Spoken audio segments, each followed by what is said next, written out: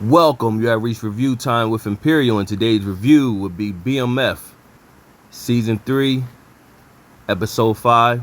Subscribe to the channel, like the video, let's get into it. So this episode was good. It's a good episode. It starts off with T in Atlanta with Meech after they pretty much made that big sold 2,500 keys last episode for Loco. Loco was in the club, and pretty much Meech told Loco that Terry helped him.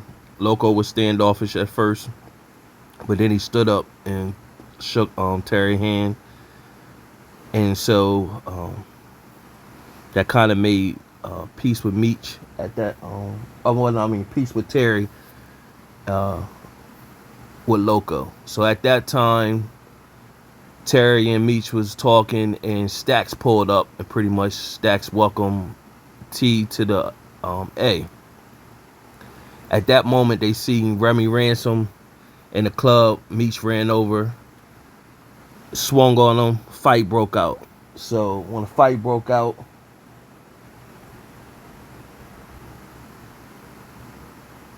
everybody got the rumbling. T got his stuff off as well, and from there, the club pretty much ended at that point.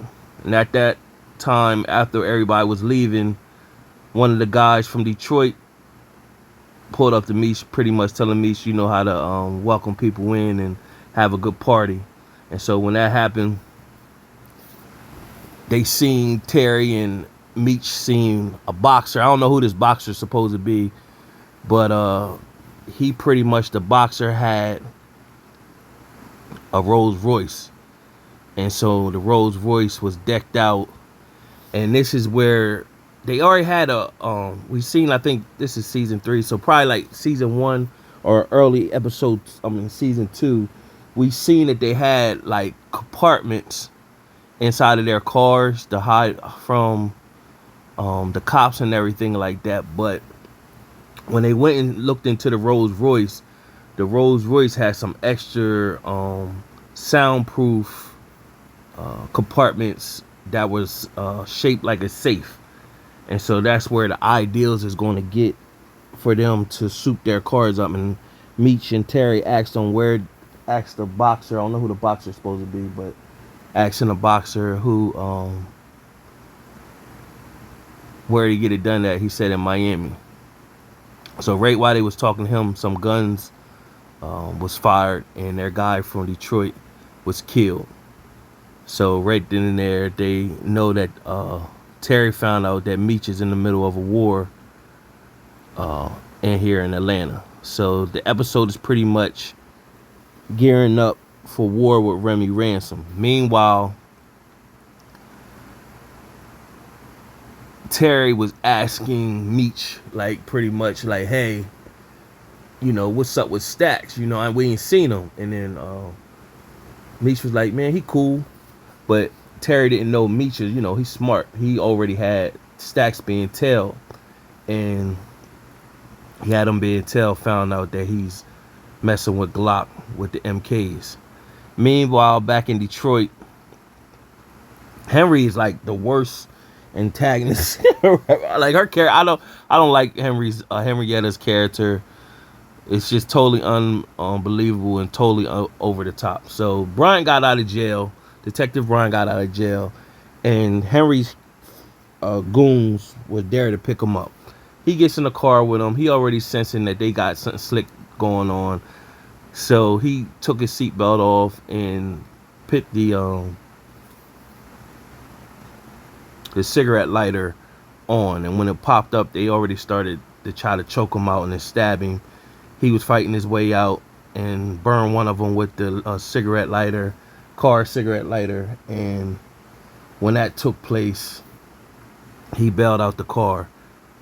And so he had went to see his son and seen his son beat up, and when he seen his son beat up, pretty much the son told him, like, you know,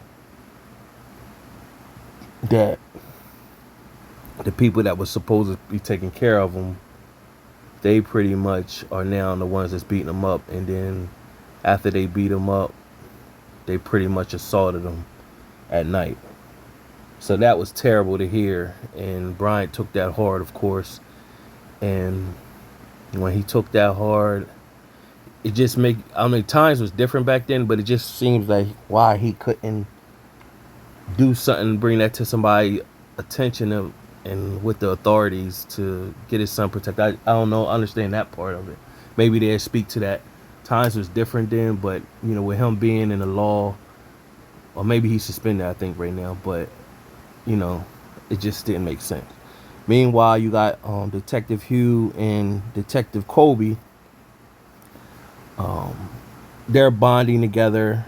Detective Hugh pretty much said that her dad is going for mayor again, and he patronizes his sons, but because she was on drugs, they kind of put her in the shadows.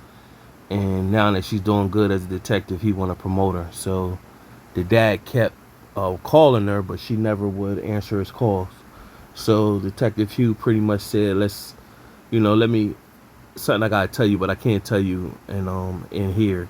So they went back to her apartment, and she began to tell her everything about Bryant, telling that he was the one driving in the ambulance truck, and he's was dealing with somebody named Henri. And they was already putting something together, two to two together with Henri. They think Henri is a male. And so they're bonding, they're starting to drink, they're going to start doing some karaoke, and banging on the door begins. And when the banging on the door begins, it's Bryant. He shows up to her house saying he needs help. And they pretty much like, "What you need help for?" And they said, "We should lock him up right now." So they're a little tipsy, and right after that, gunshots started to fire. It was Henri shooting up the Detective Hughes spot, and in the process of that, Detective Colby got shot. Pretty much dead, because she got shot chest and everything like that. So she's dying. And Brian got a page at that time, and he pretty much said, "I'm sorry, I gotta leave." Meanwhile, Detective Hugh was holding Bryant, and I'm not Bryant, Detective Colby, as she's dying in her arms. Now they showed this scene with Henri before they showed up, and Henri shot up that house. Showed a scene where she was like, "Where's Bryant?" And her two goons that failed to bring Bryant there, she got one of them and pretty much told him she want to fight him. And she cut herself and pretty much like, "I'm gonna cut myself just so you won't feel like just because you wounded, I got the advantage." So she fought him, and he got pissed and started trying to fight her back. And then at that moment, she took the knife and stabbed him up. The worst, it's just like they threw her that scene. I don't even know if that's based off a real character. They just threw her character in there, and hopefully she got a purpose down the road. But right now, she just ridiculous. Her character is ridiculous. Back in Atlanta, Terry and Meech. Terry is trying to tell Meech, "You can't be doing this war stuff." Meech is pretty much saying he loyal.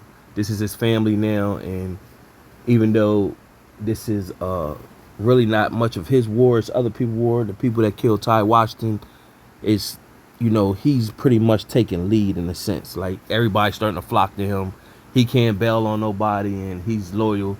And if he's loyal to them, they'll be loyal in return. And that's what you always hear with the documentaries, that, you know, that's what how they were able to be so successful, because everybody was looking. You see that moments and moments keep showing up that they was able to move because everybody was loyal to each other. That's how they was able to make money for so long. Everybody stayed down. And so this is the plan. So the plan is to go, when they find out Stacks is pretty much dealing with Glock and them, instead of going there to war with Remy Ransom, Meech had Angel go in and reach out to the girls that know Remy, tell him that he's coming, they're coming to do a peace treaty. And so when they come talk to Remy, so this is a good fight scene, OK Corral shootout scene. They talked to Remy, and Remy was like, I don't need y'all. And so Meech was pretty much like, yo, why you being thick headed, you know? The AKs, they got military armory, you know. We got pink shooters. Like, we need to work together, get them out the way, and then we get back to business or whatever. So Remy was like, pretty much like, no, I'm not with that. I handle my people. And he's like, well, how you gonna handle your people? So one of Remy's people pretty much said, yo, he's right. So right at that moment, while they all faced off at each other, the AK people pulled up, or the MKs, Miami killers. They pulled up with Glock, and Stacks was with them. So there was a big shootout, and of course they got the artillery. So a lot of innocent people got killed. One of the heavyset kids that was in like episode 1 or 2, that was talking with Remy, got killed in the process. And Remy was basically saying he was there to take care of his people, but he ended up not being able to take care of his people. So that's going to kind of fall back on him, to stop the war. So at that time, it was a shootout. A lot of people lost their lives during that shootout, and Meech and them took a hit. But then their peoples from elsewhere came at the end, and shot them out, so they leave and get clean. Now, Meech had an artist that was working on music that wanted to be down. His name Rip. Now, of course, Meech told him, nah, stay in the studio. That's how you can still be down, but just, do your music thing. And so when they went to see Remy ransom, he somehow ended up with him. And he was shooting out with Meech and them, and he got killed. So, of course, Meech was like, at the end, was like, yeah, we're going to make sure we put his music out. And so from there, Stacks was shooting with Glock in them, and Stacks was talking and stuff like, yeah, we're going to get, whatever. And so right at that moment, Glock shot him in the stomach first, and then picked up the gun. Then he switch cheesed him.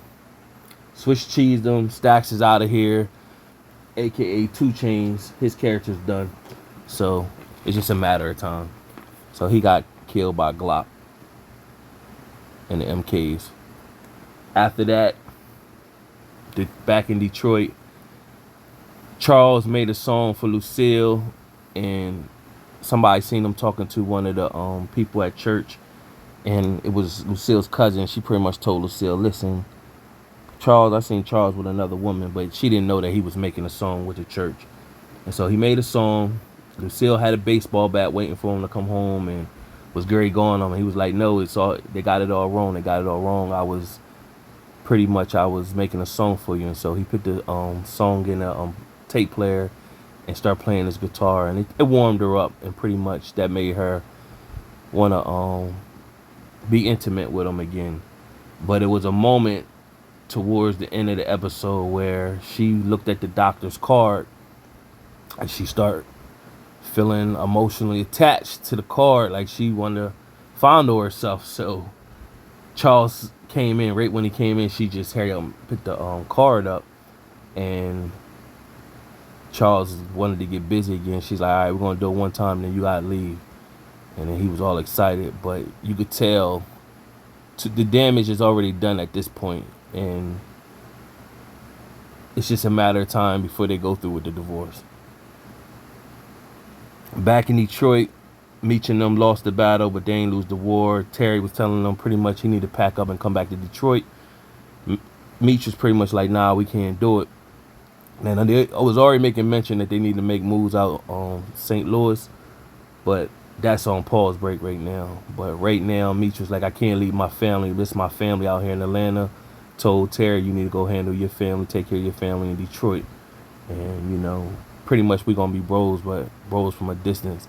Then the older Terry character was just talking like, really, he wanted Meech to come back so that he could help his battle with Henrietta, but he got to handle that battle on his own. So that's pretty much the episode.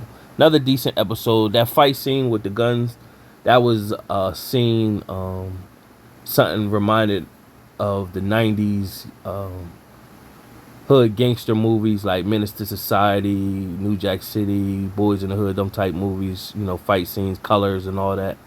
It brought you back to that nostalgic feel with that fight scene. So they did good on the acting, and whoever directed that fight scene, they did good on that.